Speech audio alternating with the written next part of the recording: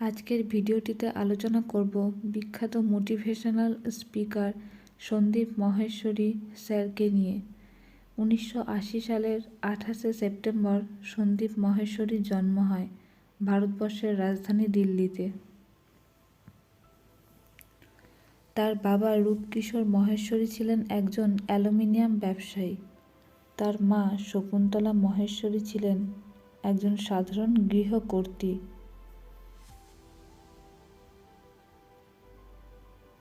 সন্দীপ খুব একটা গরিব পরিবারের সন্তান না হলেও আবার খুব ধনী ঘরেরও ছিলেন না, অনেকটা আলালের ঘরে দুলাল তিনি।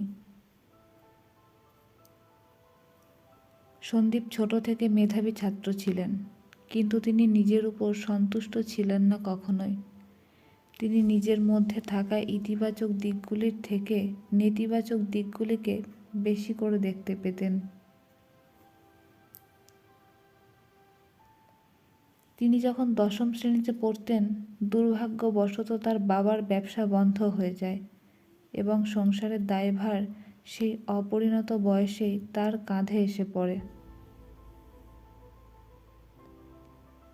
পরিবারের সাহায্যের জন্য তিনি এসটিডি বুথ চালিয়েছেন, ছোটোখাটো বিভিন্ন জায়গায় কাজ করেছেন, এমনকি জন্মদিনের উপহারে বাবার থেকে পাওয়া বাহনটিও মাঝে মধ্যে ভাড়ায় দিয়ে দিতেন।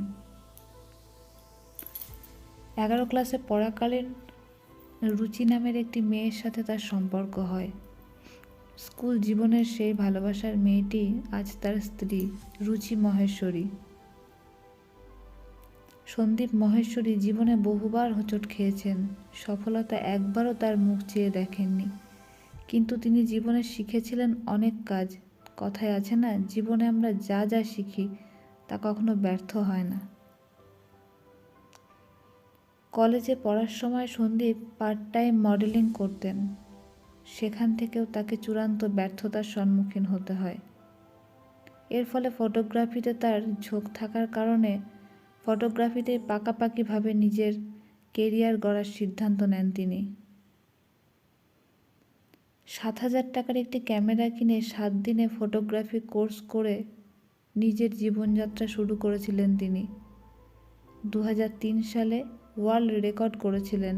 মাত্র 10 ঘন্টা 45 মিনিট সময়ে 112 জন মডেলের 10,000 ফটোশ্যুট করেন তিনি, যা লিমকা বুকস অফ রেকর্ডে স্থান পেয়েছিল। এরপর 2005 সালে তিনি একজন ওয়েব ডেভেলপারকে নিযুক্ত করে ইমেজ বাজারস ওয়েবসাইটটি তৈরি করেন। 2006 সালে ভারতীয় ইন্টারনেট জগতে প্রথমবারের জন্য শুরু হলো ইমেজবাজার.com ওয়েবসাইটটি। বর্তমান সময়ে এর বার্ষিক টার্নওভার প্রায় 10 কোটি টাকা। সন্দীপ মহেশ্বরী ভারতের একমাত্র বড় মাপের ইন্সপিরেশনাল স্পিকার, যিনি বিনামূল্যে নিজের মোটিভেশন সেমিনারের আয়োজন করেন। ইউটিউবের সৌজন্যে সন্দীপ মহেশ্বরীকে আমরা অনেক বেশি ভালো করে জানি, তাই অযথায় ভিডিওটি বড় না করে এখানেই শেষ করছি। ভিডিওটি ভালো লাগলে লাইক এবং চ্যানেলটি সাবস্ক্রাইব করে যাবেন।